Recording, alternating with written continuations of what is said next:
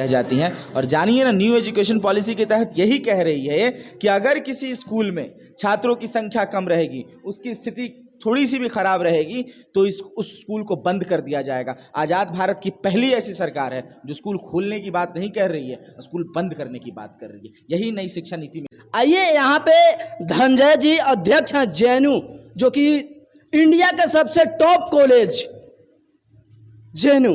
आइए मिलकर के बात करते हैं। सबसे पहले आपका मेरे चैनल पर स्वागत है सर। बहुत बहुत शुक्रिया आपका। आप सबसे पहले बताइएगा कि ये कैसे पता चला यहाँ पे कि मनातू एक एरिया है जहाँ पे शिक्षा के अभाव के कारण लोग अपना जो खास करके वो चीज़ देखा गया है कि जो हुनर स्किल नहीं ले पाते हैं, और अक्सर में यही होता है। साथ साथ अभी यदि एक बहाली निकलता है तो एक बहाली में एक सीट पर लाखों स्टूडेंट ने अप्लाई कर दिया जाता है। तो क्या कमियां हैं और क्या परेशानी है कि एक सीट पर खास करके लाखों बच्चा स्टूडेंट अप्लाई करते हैं?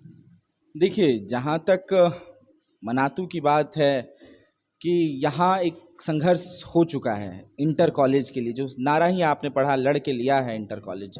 और ये आइसा, ऑल इंडिया स्टूडेंट एसोसिएशन की एक लड़ाई रही है, और मैं भी आइसा से जुड़ा हुआ हूँ पिछले 10 सालों से। तो इसके पहले भी मैं झारखंड में आया हूँ, झारखंड में रहा भी हूँ। रांची में रहना मेरा 12 साल, मैं अपने जीवन के शुरुआती जो पढ़ाई है मैं रांची में ही पढ़ा हूँ, उसके बाद दिल्ली गया हूँ। लेकिन जो छोटे छोटे इलाके हैं, सुदूरवर्ती इलाके हैं, जहाँ पर सरकार की नज़रें नहीं पहुँच पाती हैं, उनको लगता है कि इनसे क्या ही मतलब है, ये तो सिर्फ वोट बैंक है, वोट दे के चले जाएंगे। जो आदिवासी हैं, जो दलित हैं, जो मुसलमान हैं, उसी तरह से, उसी नज़र से देखते हैं उनको। तो लेकिन हमारी जो लड़ाई है, आइसा की लड़ाई है कि सबको समानता की शिक्षा, सबको बराबरी की शिक्षा मिले। और ये लड़ाई सिर्फ मनातू में नहीं, पूरे देश भर में, सिर्फ दिल्ली में नहीं, पूरे देश भर में ये हमने लड़ी है और हम लड़ रहे हैं। तो इसी का जुड़ाव है, आइसा का एक जुड़ाव है कि मैं यहाँ पर आया हूँ। यहाँ की जो मांग है डिग्री कॉलेज की, यहाँ की जो मांग है कि सबको शिक्षा मिले, गरीब के बच्चों को मुफ्त में शिक्षा, सरकारी डिग्री कॉलेज में शिक्षा मिले, इस मांग के साथ मैं यहाँ पे खड़ा हूँ और इसी के लिए आया हूँ। और जहाँ तक बात है कि एक सीट पर कई छात्रों का भरना, ये सिर्फ इसलिए है कि वो कौन छात्र हैं जो भर रहे हैं उस सीट पर। आप देखिएगा कि एक तो यूनिवर्सिटीज़ में कम से कम सीट है, जेएनयू जैसे विश्वविद्यालयों में और भी जगह सीट हर साल ख़त्म किए जा रहे हैं, क्योंकि वहाँ सस्ती शिक्षा मिलती है। सरकार की मंशा नहीं है कि गरीब के बच्चों को सस्ती शिक्षा दे, वो चाहती है कि सिर्फ अमीर के बच्चे पढ़ें, बड़े से बड़े प्राइवेट कॉलेज में पढ़ें, ज़्यादा से ज़्यादा पैसा प्राइवेट कॉलेजेस को दें, ज़्यादा से ज़्यादा फीस प्राइवेट कॉलेजेस वसूलें। यही इस सरकार की मंशा है।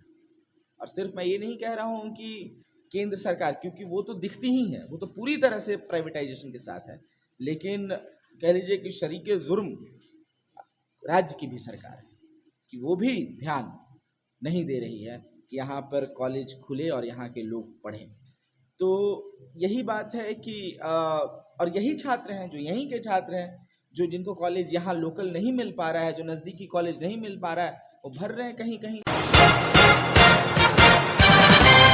रह जाती हैं। और जानिए ना, न्यू एजुकेशन पॉलिसी के तहत यही कह रही है कि अगर किसी स्कूल में छात्रों की संख्या कम रहेगी, उसकी स्थिति थोड़ी सी भी खराब रहेगी, तो उस स्कूल को बंद कर दिया जाएगा। आज़ाद भारत की पहली ऐसी सरकार है जो स्कूल खोलने की बात नहीं कर रही है, स्कूल बंद करने की बात कर रही है। यही नई शिक्षा नीति में लेकर आ रहे हैं। तो इस तरह की मानसिकता रखते हैं ये कि गरीब का बच्चा पढ़े ही ना, मजदूर, आदिवासी, दलित का बच्चा पढ़े ही ना, किसान का बच्चा पढ़े ही ना, इसीलिए तो नहीं खोलते हैं। और यही कारण है कि सुदूरवर्ती इलाके इसी तरह पिछड़ेपन का शिकार रह रहे हैं। लेकिन हाँ, सांगठनिक ताकत है हमारी, आइसा की ताकत है, जो पूरे देश भर में लड़ रहे हैं। तो हाँ, हम मनातू में भी लड़ेंगे, और भी छोटे से छोटे ग्रामीण इलाकों में जो सुदूरवर्ती इलाके हैं, वहाँ भी हमारी लड़ाई रहेगी। वहाँ तक ये मूलभूत जो शिक्षा की बात है, जो कि होनी ही होनी चाहिए थी, वो पहुँचेगी और ये हम लड़ाई जीतेंगे। इस बात को हम लेकर चलेंगे। यहाँ पे आइसा के नाम सुने होंगे। अब आइसा क्या चीज़ है, बहुत का मन में ये आता होगा ख्याल कि आइसा क्या है। ऑल इंडिया स्टूडेंट एसोसिएशन एक संस्था है, जिस संस्था के द्वारा छात्रों को हर परेशानी से इन्हें मुक्ति मिलता है। ये जो संगठन है, ये हर सवाल उठाते हैं कि हमारे यहाँ खास करके जब शिक्षा में और खास करके जब विकास पे नहीं जब हो पाता है तो आयशा के सचिव झारखंड राज्य के हैं त्रिलोकीनाथ जी, उनसे मिल करके बात करेंगे कि आप लोग जो आज छात्र कन्वेंशन किए, इस छात्र कन्वेंशन में क्या क्या आप लोग मुद्दा को रखें और क्या चीज़ यहाँ पे आन करके खास कर नोडिया पंचायत में आए हुए हैं। और ये देख रहे हैं पंचायत सचिवालय का भवन है, वो जो यहाँ पे आए हैं और इस पंचायत भवन में ना जानी 100-150 से भी अधिक यहाँ पे स्टूडेंट के साथ अभिभावक भी आए हुए थे और वो अभिभावक से क्या बातचीत की है छात्र कन्वेंशन को लेकर के, क्या भविष्य को शिक्षा को किस स्तर तक ले जाना चाहते हैं, हम इनसे मिलकर के बात करेंगे। सबसे पहले आपका स्वागत है, आप अपना नाम बताते हुए आप किस मुद्दा से आए हुए चीज बताइए। आपके चैनल के तमाम दर्शकों को धन्यवाद। मेरा नाम त्रिलोकीनाथ है और आयशा के राय सचिव। बोलिए। आज आप लोग छात्र कन्वेंशन की, इस छात्र कन्वेंशन में क्या विशेष मुख्य तौर पर बातचीत हुई? आज जो छात्र कन्वेंशन था, आप सब लोग जान रहे हैं कि इस इलाके का सुदूरवर्ती इलाका है और बिल्कुल सही ऐसे बहुत नक्सल प्रभावित इलाका रहा है। लेकिन इस इलाके में आप देखेंगे कि पूरी झारखंड की भी बात करेंगे तो पूरे झारखंड में जो शिक्षा की स्थिति रही है और किसी से छुपी हुई नहीं है। आज भी राइट टू एजुकेशन का यहाँ पालन नहीं होता है। आज भी यूनेस्को का रिपोर्ट के अनुसार 7,000 से ज़्यादा स्कूलों में शिक्षक नहीं है। आज भी जो है से जो स्कूल में जो व्यवस्थाएं होनी चाहिए जो वो व्यवस्थाएं नहीं है, शिक्षकों के भारी अभाव है। तो ये सब जो लचर शिक्षा होते जा रहा है, एक तो लचर शिक्षा का जो अभाव और लचर शिक्षा की जो व्यवस्थाएं हैं, सरकार इसको बेहतर करने के बजाय और उसको लचर करते जा रही है। और उसी का हम परिणाम भी देख रहे हैं कि जो मनातू जैसा इलाका, जहाँ पे आज से अगले साल तक हम बात करें तो यहाँ किसी न किसी तरह से 10 तक ही छात्र पढ़ पाते थे। और ये दुर्भाग्य कहिए कि एक प्रखंड है, इतना बड़ा प्रखंड है और वहाँ अभी इंटर की पढ़ाई नहीं हो रही थी।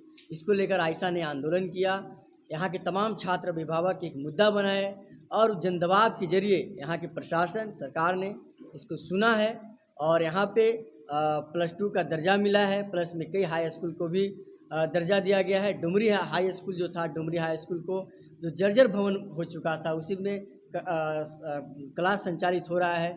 तो एक तो आयशा की जो मांग रही है वो एक तरीके से एक आंदोलन के रूप में जो यहाँ उभरा और वो आंदोलन के रूप में जो उभरा उसका परिणाम हम देख रहे हैं कि यहाँ इंटर कॉलेज भी हुआ है और जो भी जो हाई स्कूल का दर्जा मिला है, ये एक परिणाम है।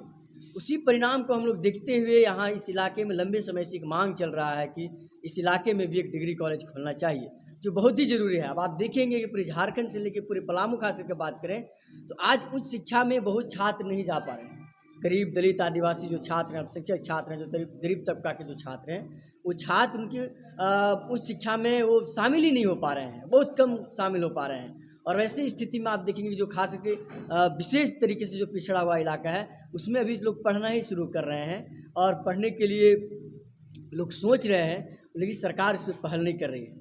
ये मैं बताऊं कि इस इलाके में जब आंदोलन शुरू हुआ, इंटर कॉलेज की मांग शुरू हुआ, तो पूरे ज़िले में एक चर्चा बना कि सुदूरवर्ती एक इलाका है जहां छात्र पढ़ना चाहते हैं और पढ़ने के लिए वो सड़क पर उतर रहे हैं। तो सरकार को काम करना चाहिए, कई व्यवस्था देना चाहिए, लेकिन यहाँ आम नागरिक और आम छात्र सड़कों पर उतर कर ये आवाज़ उठा रहे थे।